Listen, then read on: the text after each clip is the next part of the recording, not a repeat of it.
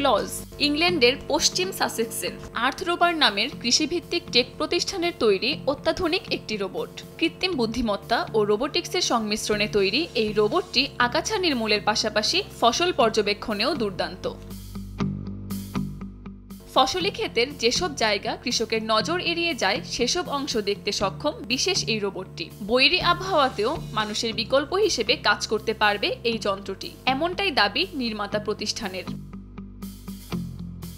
Light technology ব্যবহারের পাশাপাশি মাটি ও ফসলের কোনো ধরনের ক্ষতি ছাড়াই আগাছা পরিষ্কার করতে পারবে ক্লজ। ছবি তোলার মাধ্যমে চিহ্নিত করতে পারবে ফসল, ফলে কমবে আগাছা তোলায় কৃষকের শারীরিক পরিশ্রম। ব্যাটারি ও সৌরশক্তি ব্যবহার করে পরিচালিত হবে এটি। বাড়তে পারে ফসল উৎপাদনের পরিমাণও। 2025 সালে পরীক্ষামূলকভাবে ব্যবহার করা হবে রোবটটি, আর 2026 সালে বাণিজ্যিকভাবে উৎপাদন শুরুর কথা রয়েছে।